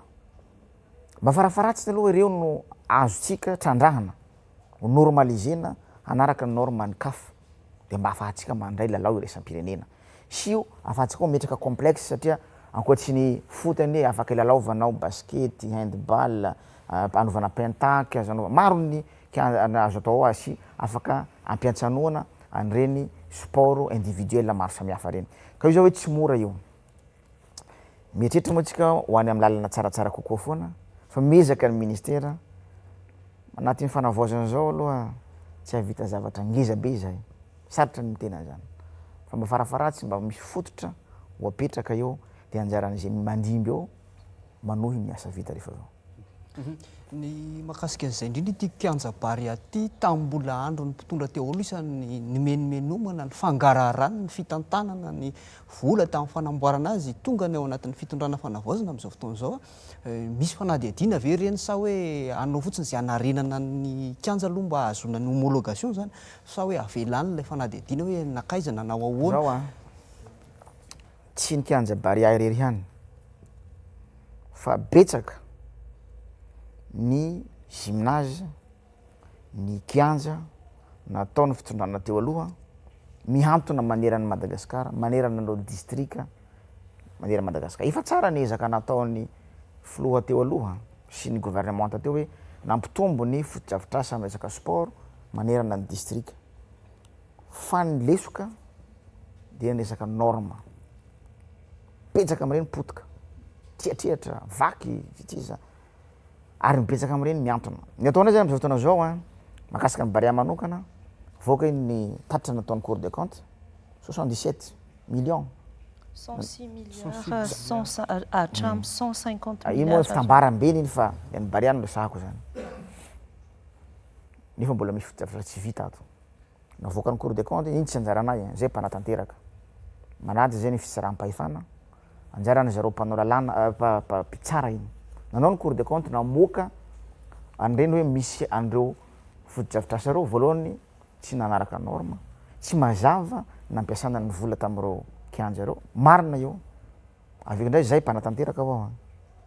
ny mpitsara no namoaka an'iny dia manohy ny asa ny inspection sy fanjakana ty resahana ty manohy ny asa ny inspection générale de l'État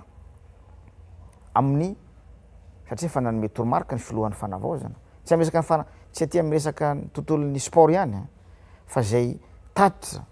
navoaka ny Cour des comptes amina tsy fangarahana fampiasam-bola maro samihafa amin'ny sehatra maro samihafa efa nanome toromarika ny filoha hoe tohizo ny fanadihadiana makasika an'izy ireny anaty manao an'izany ny inspection apetrako any satria mahaleo tena zareo miasa zay ataony fa ny anjara ny andrana ministera tanora sy fanatanjahantena am'izao fotoana zao dia manomboka zay aloha amina inventaire satria betsaka am'reo tany nanatanterahana foto-drafitrasa reo tompoko mbola tsy mazava ny momba azy tsy fantatra tsara hoe misoratra amin'izy zareo misy moa ny misoratra amin'ny fanjakana misy amin'izy ireo tanin'olona misy amin'izy ireo any commune misy amin'izy ireo any faritra dia miroso am'izany zany ny technicien aminay am'izao fotoana zao paritaka mandeha Madagasikara zay manadiady an'reo tany satria betsaka am'reo tany reo koa alain'ny olona misy am'reo tany reo koa amidiny olona zany zavatra misy dia mezaka kosa zany am'izao fotoana zao mamitra sy fa azonay izy ina daholo reo asa zay nihantona io tsy olan'ilay mpandra raha fa ny fanjakana no tsy nandova ola de niantona ny foto-drafitrasa ny gymnase moa ny akamreo miantona any mazaka zao ifa kely sisy nefa tsisy azo atao dia zay zany dingana faharoa ataonay manao ny inventaire de nidingana fahatelo moa fa fanapetrakiny tamin'ny filan-kevitry ny gouvernement tafarany tao talohany nandanina ny teti-bola mpanjakana nasina fantsina teo hoe reto ndre matao premier ministre ny vola mety ilaina miliara maromaro izy io afahana manohy an'reo foto-drafitrasa ho an'ny fanatanjahantena manerana ny Madagasikara dia araky teniko tao moa misy moa ny laharam-pahamehana laharam-pahametsika reo fa mahalana social fa manomboka any amena am'roapolo sy roa arivo fito am'roapolo sy roa arivo azafady ho alefa tsikelikely ny fanohizana an'ireny foto-drafitrasa anisan'ny lalan-tsaina na ny principe sy ny soatoavana ny valeur hajainay anatin'ny ty fanavaozana ty dia ny fanohizana ny zavatra tsara ho an'ty firenena ty satria volam-bahoaka reny fa tsy volan'ny folom-pirenena teo aloha na volan'ny ministre teo aloha volam-bahoaka reny ka tsy maintsy tohizanay ny zavatra ratsy kosa de potehinay avaozana ao anaty fikonandoam-pirenena ifaraparana ny fandaratsika ndre matombo ministra fa te hiverina kely am'le kianja baria ianao milazatra fa atao bozaka hybride efa vetivety tsika ny ainany mondial ny aina tao anatina bozaka natoraly ny mondial tsy mihemotra ve tsika raha ohatra ka anao ny hybride indray satria na ny synthétique na ny hybride efa manomboka miala am'izay ny firenena resa-pirenena any am'le bozaka natoraly reo kianja valo amby folo ny manao ny mondial farany teo dia natoraly avokoa any tany États-Unis Mexique ary Canada mety ahatsara zavatra ve zay ary hanaiky an'izay hoe ny resa-pirenena mo anatin'ilay hoe fangatana fankatoavana fantatsika aminambaranao teo am'le hoe homologation io a tsara no manazava fa azahoana fankatoavana daholo na ny synthétique na ny hybride na ny bozaka natoraly bozaka natoraly moa ny tsara indrindra ny tsara tsy mora ny tsara hoa tsy mora miezaka antsika nanao natoraly to fa tsy vitany mikarakara azy de zao zany tsika manapa-kevitra hoe metraka hybride zare hoe bozaka natoraly fangaro amin'ny synthétique ao tsara io tsara io anisan'ny tsara hitako moa zany tamin'reo kianja maro samihafa zay mba hitako azahoantsika homologation io mazava ho azy ary mety koa io an'ny mpilalao zay malagasy milalao am'reny club any ivelany reny rehefa sotomina ty amin'ny ekipirena malagasy izy tsara io satria tsy mitovy mihitsy amina synthétique ny hybride fa tsaratsara kokoa natoraly moa ny tena tsara fa io zay atao hoe efa azahoantsika homologation io afaka andraisantsika lalao laisampirenena io afaka hiatrehana raha ohatra ka kanina no resahana efa mahazo homologation antsika afaka andraisantsika na mahamy un quart de finale fa ny finale eny tsy azo atao amin'io amin'vinany moa ny atretanala homologation amin'vintsika mety azo am'ty nam'roapolo sy arivo ty araky tegna atao hoe telotelo nefa bolany io ny travaux mandeha vita io de mirosotsika mifangatahana dia tsy oela tsony nafana manao an'izany fa ito dia misaotra ihany ny ataoko hoe ny ireo fédération maro samihafa sport resahako io miezaka moa tsika ataony tsy fetezana maro samihafa ny tontolon'ny fanatanjahantena fa isaorako reo président sy ny mpitarika fédération am'izao satria zay moa isaky ny telo volana manao réunion de coordination ho fanatsarana ny tontolon'ny sport ary ataony mangarahara rehetrarehetra sy antsoinay mpanao gazety amin'ny tontolon'ny fanatanjahantena avoakako daholy ny vola azon'ireo fédération reo gaga moa monsieur le ministre fa minao mamoaka vola anga ty volan'ny babako koa tsy avoaka ty volan'ny fanjakana ty omena ny athlète amin'ny alalan'ny fédération de avoakako mba ahafahan'ny fédération koa manatsara ny fitantanana ara-bola sy manatsara ny mangarahara amin'ny fitantanana athlète isaorako zareo satria misy ezaka natao mafimafy tato anatin'ny telo volana lasa zay mafy ny atsehan'ireo fédération reo indrindraindrindra amin'ny fiatrehana ny compétition nationale ny compétition internationale amin'ny tsy fampiaina ara-materiely, amin'ny tsy fampiaina ara-bola na de manao ihany mifanjakana aloha arak'izay tratra fa mezaka koa zareo amin'ny fikolokoloana ny atleta, mezaka koa zareo amin'ny fijerena ny mpiara-momborantoka satria io moa ny fanatsarana anisany napetraka ao anatin'ny politique nationale des sports zay atao lalàna ny fanatsarana ny tontolo ny fampiasam-bola fanosehana ny atleta, fampidirana ny sehatra tsy miankina, ny fiarahamonim-pirenena, ny fédération ary ny fanjakana zay anisany mametraka an'izay basket fond ho fanosehana ny atleta. Ny mahafindrindra anaty ao dia Madagasikara mbola tsy manana tsy ampy ny ataontsika hoe ny expert amina resaka gouvernance sportif. Zay zao anisany ezaka ho ataontsika de io académie nationale des sports zay efa hitantsika io manana hirana kely moa fa lasa fatoriana fotsiny ankamaroan'olo manao perpétuité lasa maro koa ny olo ao de manao assainissement io zay am'izao fotoana zao ary ho apetraka ny maha académie nationale des sports any izy io hanofana antsika manomboka amin'ny taona 20 ty zany 7 ny tanora manana hofanina zany amina resaka gouvernance sportif. Misy antsika fa matetika mahazo bourse ny tanora de any izy mandrato fahaizana de miverina Madagasikara, misy moa tsy verina tsony fa aloha tsika hanofana am'izay mba ho fanatsarana ny tontolo ny fanatanjahantena satria aloha mba olona mahavoafehy an'ilay taranja no mitantana ny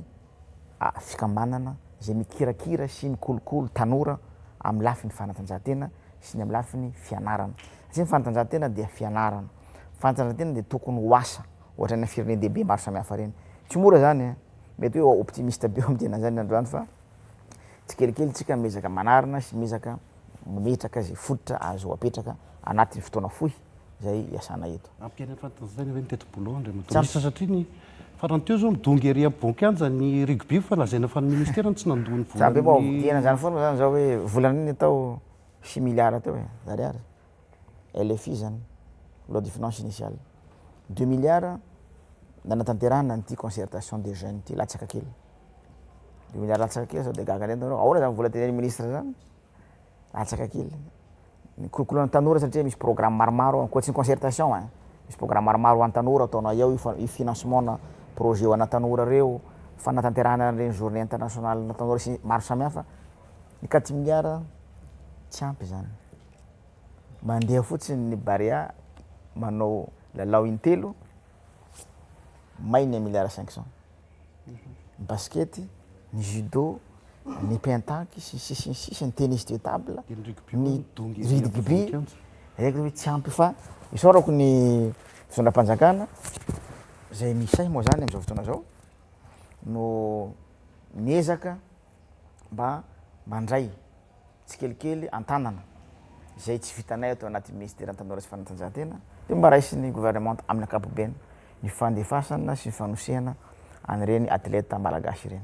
Fanontaniana farany na Andriamatoa ministre resaka homologation mantsy le resaka hoe atao fotsiny zay azahoana le homologation fa rehefa aveo izy tsy voatazona raha tsy diso ty kianja Barea ty de efa nahazo homologation provisoire tsika zay vao nitsoahana le izy eo mipetraka amin'ny fantany ahoana na fa atsika mitazona an'izay satria azo fotsiny le izy de rehefa aveo votsitra indray satria tsisy ny fikarakarana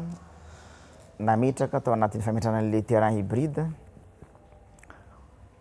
ho fanireo orinasa ivelany moa nanao an'io zany ho faniny ny technicien malagasy afaka hikirakira sy hikolokolo na entretien an'io kianja io zay zany anisan'ny asa natao mba hampaharitra n'ilay homologation zany hoe zany technicien malagasy no ho fanina hikirakira sy hikolokolo hikajy en entretien systématique an'io kianja antsika io ka irarina misy mpitantana ato anatin'ny Barea ato ary anjara andraikitsy zareo zany manatsara isanandro ny kalitao ny norme anatin'ny ty kianja ty dia mino fa raha azontsika hoe homologation io amin'ny 2024 ty dia haharitra io. Raha miditra farany Andriamatoa ministra mitodika amin'ny reto tanora maro atao amin'ity efitrano ty sika mitodika ihany koa mpanaraka ny télévision araka nambara teo dia tsy ny télévision malagasy ihany no andehanany ty fandarany ty fa andeha amin'ny Jumin sy ny Cool TV ihany koa maro ny nanaraka maro no mangetaentana zay fanovana tena fanovana marina hipaka ataontsika amin'ny tontolon'ny tanora malagasy amin'izao fotoana izao sy ny avokavoko ny fampandrosoana eto Madagasikara. eny sao de misy fantany loatra de atambatroko am'zay le izy ay tsy haiko manana famarina antsika sa mbola misy mitra kely farantsika zao dia ny aty farany dia fanentanana no ataoko e fanentanana no ataoko maro lafy ho an'ny tanora malagasy amaminitra ny tanora sy ny fanatanjahantena andaotsika mba hiara-hientana andaotsika mba hifanampy ary andaotsika hifampiresaka ao akatroko n'izao famaranana ny fikaonandoam-pireneny tanora zay atao amin'ny 7 ny volana jolay ka hatramin'ny 1 ny volana aogositra mety nisy ny tsy fitovian-kevitra normal zany mety misy ny ataoko hoe ny tsy fahatomanana majinijinika tany amin'ny commune sy tany amin'ny région nezaka izahay na maha ary nezaka izahay mba nampitombo tsy kelikely ny famahana sy ny fiorosona mba ho zavatra tsara sy ny hevitra mitombona sy aviany aminareo tanora no haintsika omena ny filohan'ny fanavaozana omena ny FFKM ny prime ministre sy ny communauté internationale satria zay ny résolution nationale andrasana amin'ny tanora malagasy raha mitena hoe tanora malagasy dia ny tanora eto a Madagasikara sy ny tanora any ivelany Madagasikara satria hisan'ilay plateforme en ligne ho apetrakinay ahafahan'ireo tanora diaspora rehetrarehetra mandray anjara mivantana sy ny tanora koa zay tsy afaka tonga ao amin'ny CCI vato mba ho fanajana an'izay maha iray antsika izay sy ho fanajana koa ny hevitra avy any aminareo any ka mino sy manantena izahay miaraka amireto solotena amireto komity nasionaly mpanomana an'ity fikanaon-doha sy ny fankakevitra ho an'ny tanora ity fa ho raisy ny fitondrana ho raisy ny FFKM ary mba ho tanterahina ny ankamaroany betsaka satria mbola maro koa ny malagasy akoatsy ny tanora haneho ny heviny ho raisy ny FFKM ho raisina ireo tolo-kevitra sy ny fehin-kevitra na makasika ny rafitra politika zany ny fifidianana zany ny lalàna maro samihafa zay hovainy eto Madagasikara zany fanarenana ny toekarenina sosialy sy ny kolotsaina ary ny anjara toerana ny tanora amin'ny fitantana andraharaha am-pirenena aoka atsika tanora mba tsy hifanilika aoka atsika mba ho tompona andraikitra satria raha tsy manao isika androany mandray andraikitra izy ary no andray andraikitra amin'ny toeratsika rapitso afaka pitso ka hoy zao hoe Madagasikara mitady tanora mahay tia fihavanana manaja ray aman-dreny ary mandray andraikitra ao anatin'izao fanavaozana zao ka manentana atsika farany ao tanora namana amitranga maro samihafa misy eto aoka atsika mba hifanentana amin'ny resaka tsy fandriam-pahalemana zany ao mba hifanampy amin'ny fitondram-panjakana amina fanomezana vaovao maro potitra sy voamarina mba afahantsika mametraka ny ataontsika hoe fitoniana na ara-tsosialy indrindraindrindra ny ara-politika amin'ity firenena hitambarana ity rahalava vaniatra veriny kisoa rahalava manteny veriny soa isaoranao ndry amin'to ministra atao anatin'izay orairay mahery zay nafahatsika nandinika aloha hevitra maromaro raha fitinina dia 3 izy teo ankoatra ny raha-pirenena ny fikoanandoam-pirenena ho an'ny tanora zay anomboka ny 7 ny volana jolay ary tsy farina raha tsy ny voalohany volana aogostra voaresaka teto ihany koa ny sehatra ny fanatanjahantena ajanontsika amin'izay ngamba izy mba isy azo tadidizina isy azo hoentina ihany koa ho anomboka rampitso ho an'ny tanora sy ny fanatanjahantena ary ny fiainam-pirenena amin'izao fotoana izao mankasitraka anareo mianadahy atao anatiny izay fiarahana tamin'ny fanentanana ho an'ity fandarana manokana ity satria dia tsy niafiafy ianareo nametraka ny fanontaniana tamin'andriamatoa ministra Rasambany Alain Désiré ministry ny tanora sy ny fanatanjahantena amin'izao fotoana izao ary niezaka ihany koa izy nitondra ny valiteny fanitsy amin'izay fanontaniana napetraka mba hazava kokoa satria raha ohatra tokoa ka isy ny fanontaniana napetraka ka tsy ho voavaly tsisy dikany nanotanterantsika ny fandarana manokana sahala amin'izao natokana ho an'ny tanora ankasitrany indrindrindrindra sika tany tokantrano izay nanaraka sy nanjoy ny fandarana hatramin'ny farany inona fa afahantsika mijery ny lalako avy ny tanora eto Madagasikara sy ny rafitra tokony apetraka eto Madagasikara izay orairay mahery izay isorako koa ireo teknisianina avy ao anivon'ny télévision malagasy izay tariny lehibe ny sampana teknika ny télévision malagasy amin'izao fotoana izao tonga teto amin'ity kianjany Barea ty nanotanteraka an'izay fandarana izay ary isorako farany ireo mpanotrona marobe zay tato anatin'ity efitrano ity, eo ihany koa ireo mpiara-miasa akaiky aminao Andriamatoa Ministra izay ny fanometanana tao anatin'ny fanatotosana ny fandarana. Amin'ny manaraka dia hitondra fomba fijery hafa indray isika ho amin'ny raharam-pirenena tao anatin'ny fandarana manokana eto amin'ny televiziona malagasy fa ny androany dia nosokafana tamin'ireo mpanao gazety namana amina station Rahavavy ity fandarana ity raha ny teo aloha teo dia ny TVM ihany no nanao azy. Amin'ny manaraka indray tokolasy vavy isika mianatra anatin'ny fandarana manokana ity. Veloma tompoko.